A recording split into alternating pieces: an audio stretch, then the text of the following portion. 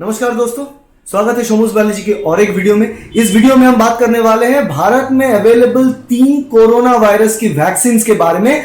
आज तक मतलब 20 अप्रैल 2021 पर अभी तक हमारे हाथ में 3 वैक्सीन अवेलेबल हैं और वो है कोविशील्ड, कोवैक्सीन और स्पुतनिक 5।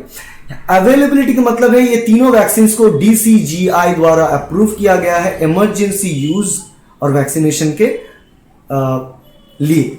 और तीनों वैक्सीन के बारे में हम जानेंगे इस वीडियो में। हम जानेंगे कि इस तीनों वैक्सीन के सिमिलरिटीज क्या है, डिसिमिलरिटीज क्या है।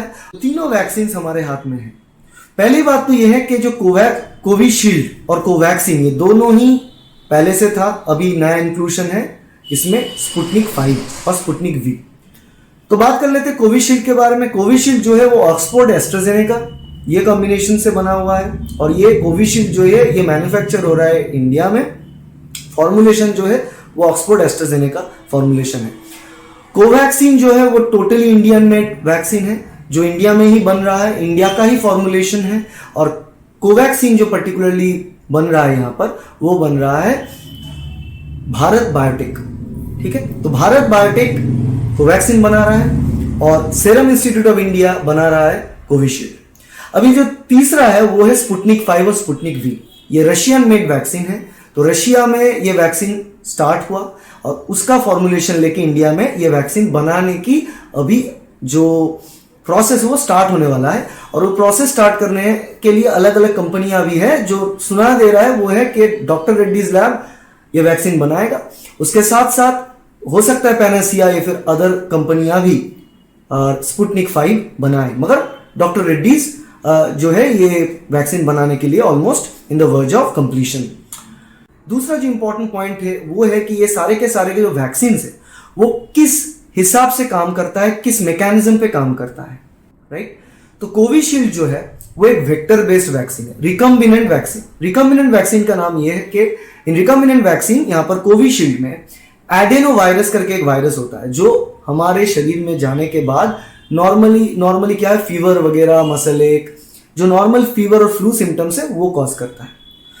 तो वो एडेनो वायरस को लिया जाता है एज अ वेक्टर और उसके अंदर SARS-CoV-2 जो कोविड की बाहर का, जो SARS-CoV-2 वायरस की बाहर का जो स्पाइक प्रोटीन है, उस स्पाइक प्रोटीन का जो कोडिंग जीन है वो उसके अंदर इंसर्ट किया जाता है। तो उसको हम रिकम्बिनेंट वैक्सीन बोलते हैं और कैरियर और वेक्टर बेस्ड वैक्सीन भी बोलते हैं। ये कोविशील्ड हो गया। कोवैक्सीन की बात करें तो कोवैक्सीन बेस्ड होता है टोटली डिफरेंट एक आइडिया पर। कोवैक्सीन में डायरेक्टली SARS-CoV-2 इनएक्टिवेटेड फॉर्म में लिया जाता है। मतलब SARS-CoV-2 जो कोरोना वायरस है उसी वायरस को इनएक्टिव करके, मार के, actually not inactive, I can say मार के, that is killed vaccine. So SARS-CoV-2 virus को मार के उस वायरस को अंदर दिया जाता है ताकि बॉडी के इम्यून रिस्पॉन्स जनरेट हो सके। और तीसरा जो है वो है स्पुतनिक 5 और स्पुतनिक V। स्पुतनिक 5 भी एडेनो वायरस को ही लेकर, ये भी एक वेक्टर बेस्ड वैक्सीन है। तो स्पुतनिक 5 में भी एडेनो वायरस को यूज किया जाता है एज अ वेक्टर। उसके अंदर स्पाइक प्रोटीन जो होता है SARS-CoV की उसको इंसर्ट किया जाता है जीन के अंदर, उसको रिकम्बिनेंट वैक्सीन बोलते हैं। मगर कोविशील्ड और स्पुतनिक 5 में एक बड़ा अंतर है, एक डिफरेंस है। यह है कि कोविशील्ड में सिर्फ एक एडेनोवायरल वेक्टर यूज होता है और जो यहाँ पर स्पुतनिक 5 है वहां पर दोनों तरीके की एडेनोवायरस वेक्टर यूज होता है। तो इसके वजह से दोनों अलग अलग एडेनोवायरस वेक्टर यूज करने की वजह से स्पुतनिक 5 का जो एफिकेसी रेट है वो थोड़ा बढ़ता है। तो चलिए अब बात कर लेते हैं जो सबसे इंपॉर्टेंट है, हर लोग जानना चाहते हैं कि इन तीनों वैक्सीन का एफिशिएंसी और एफिकेसी रेट के बारे में।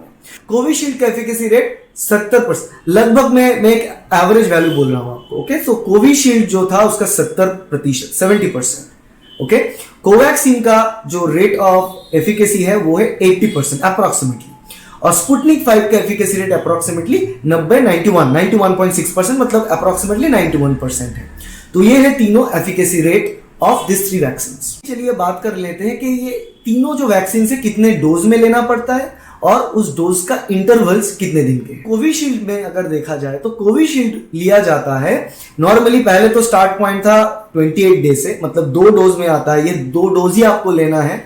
एक डोज लेने के बाद 28 डेज के बाद सेकेंड डोज लेना पड़ता है। अभी क्या किया गया है, ये 28 डेज से बढ़ाकर अभी 4 to 6 वीक्स, कुछ कुछ जगह पर 8 वीक्स तक भी किया गया है और हो सकता है फ्यूचर में अब 12 वीक्स तक किया जाए। मतलब जो डोज है, दोनों डोज के जो अंतर है वो अंतर 28 दिन था पहले, अभी ये 1 महीना से लेकर 1.5 महीना तक का है। उसके बाद हो सकता है ये 2 महीना या फिर 2.5 महीने तक का हो सकता है इन फ्यूचर। क्योंकि देखिए ये एक कांस्टेंट रिसर्च की जोन है जहां पर रिसर्च हो रहा है, न्यू फाइंडिंग्स आ रहा है। हम वैक्सीनेशन और डोजेज के जो गैप है वो इतना ही रखना चाहते हैं जिससे कि ह्यूमन बॉडी के अंदर जो इम्यून रिस्पॉन्स है वो अच्छे तरीके से प्रोड्यूस हो सके। और देखा गया है कि 28 दिन या 14 डेज का अगर गैप रखे, अंतर रखे दोनों डोज के बीच, तब जाके जितना रिस्पॉन्स होता है उसके गैप थोड़ा इंक्रीज करके जब हम 1 महीने से 1.5 महीने तक का रखते हैं तब जो रिस्पॉन्स होता है वो बहुत ही फास्ट होता है और उसका जो एफिकेसी रेट है वो बढ़ जाता है। इसीलिए ये जो अंतर है उसको बढ़ाया गया है। अभी बात कर लेते हैं कोवैक्सीन। कोवैक्सीन भी 2 डोज में आता है, दोनों डोज लेना है आपको और दोनों डोज के जो अंतर है वो 28 दिन 28 डेज। अभी यहाँ पे भी आप थोड़ा बहुत फिडलिंग अराउंड हो सकता है, इसको भी थोड़ा बहुत बढ़ाया जा सकता है क्योंकि डोज अवेलेबिलिटी भी एक बात है।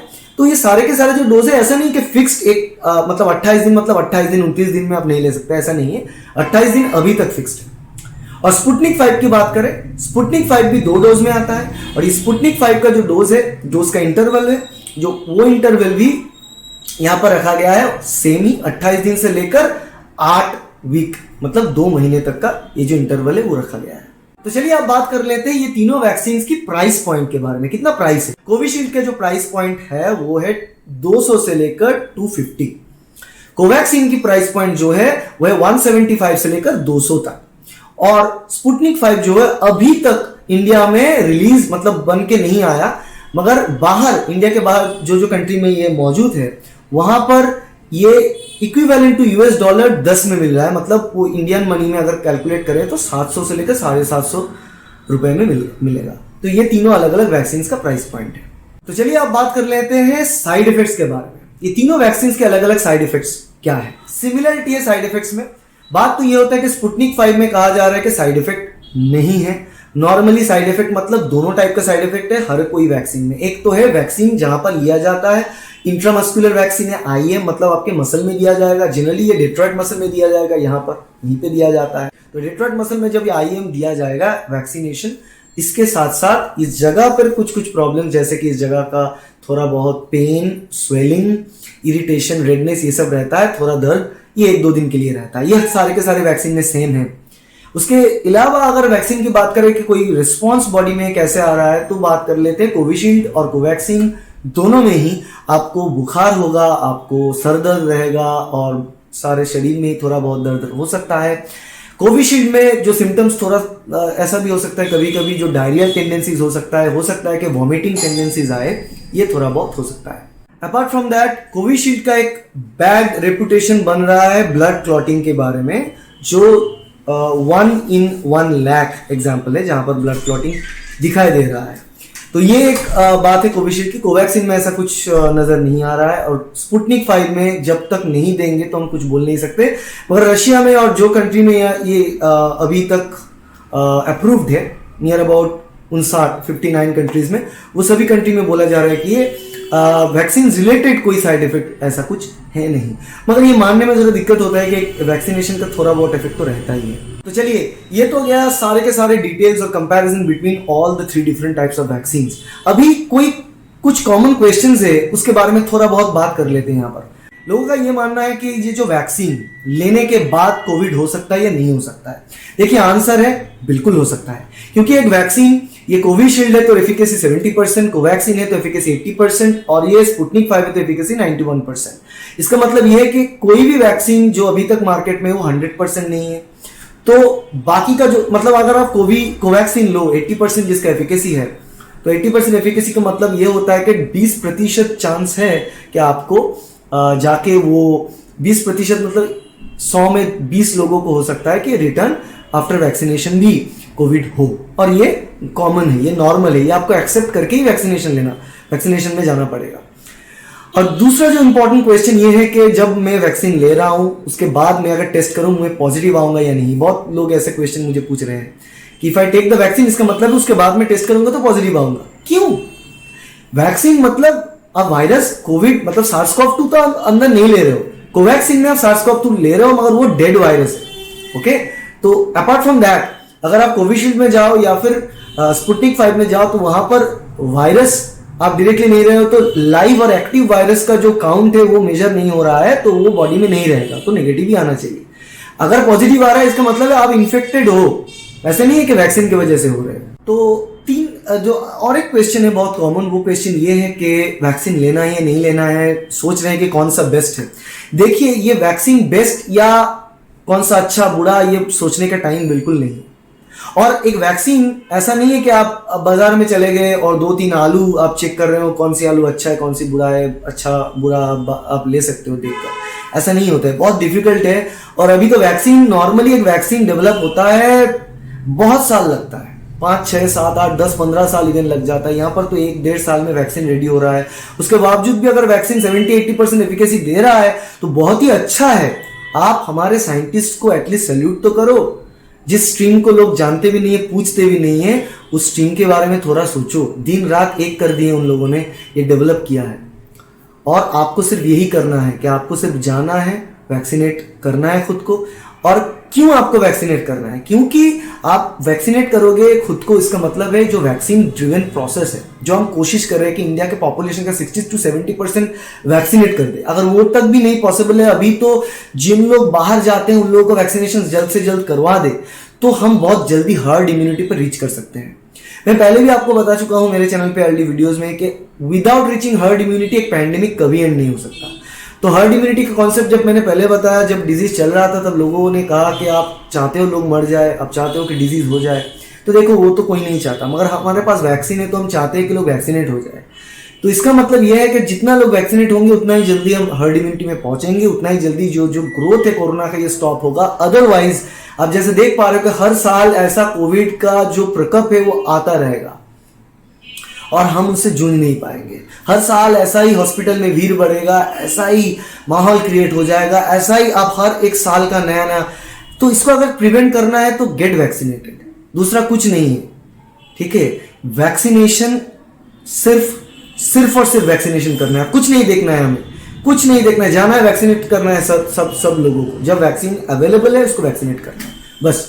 तो यही रिक्वेस्ट है आप सबसे कि आप जाइए वैक्सीनेट करवाइए। अभी May 1 से हर एक 18+ एज्ड हर एक इंसान को वैक्सीनेट किया जाएगा। कोई भी डॉक्यूमेंट्स मतलब सिर्फ एक आईडी प्रूफ चाहिए और कुछ नहीं चाहिए।